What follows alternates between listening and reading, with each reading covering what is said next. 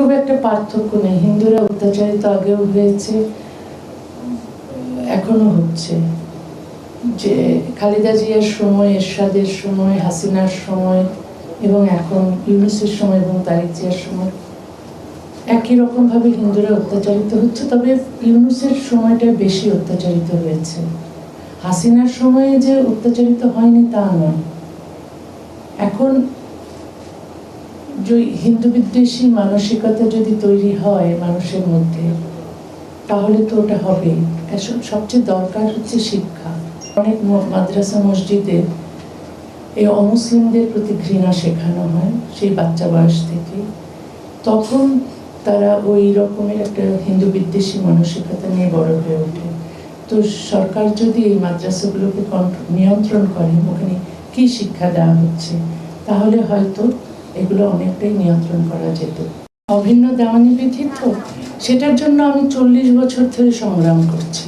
বাংলাদেশে এবং ভারতবর্ষে, পাকিস্তান, এই উপমহাদেশে এই অভিন্ন দেওয়ানি বিধির খুব দরকার। আসলে পৃথিবীর যে কোনো সভ্য দেশেই এই অভিন্ন দেওয়ানি বিধি আছে। কারণ এক দেশ এক আইন আমরা চাই, সবার জন্য সমান আইন চাই। বিশেষ করে নারীরা ধর্মীয় আইনের অধীনে যদি থাকে, তাহলে তাদের বিরুদ্ধে বৈষম্য আমরা দেখি, নির্যাতন দেখি।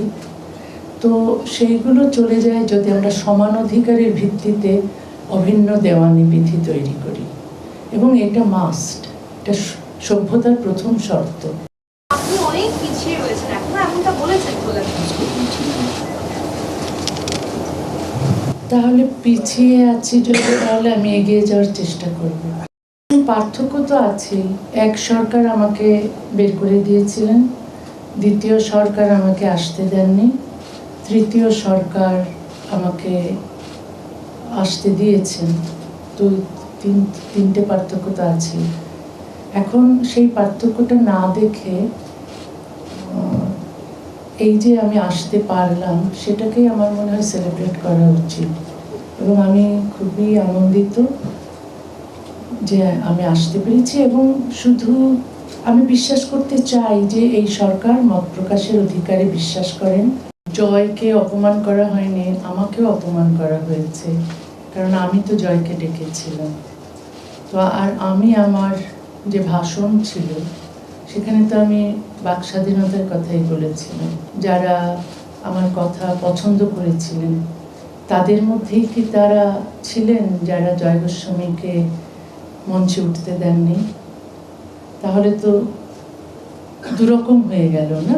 একদিকে একজন যখন মত প্রকাশের অধিকারের পক্ষে বলছে, তখন তোমরা তাকে সমর্থন করছো, কিন্তু মত প্রকাশের অধিকারের জন্য যখন বাস্তবে তিনি আরেকজন কবিকে ডাকছেন, তুমি তখন তার কথা শুনতে চাইছো না। তাহলে তো আমার তো খারাপ লাগবেই। আমার লেগেছে কলকাতা প্রগতিশীলদের শহর, এখানে সবাই বাক স্বাধীনতা এবং মত প্রকাশের অধিকারে বিশ্বাস করেন বলেই আমি বিশ্বাস করতে চাই।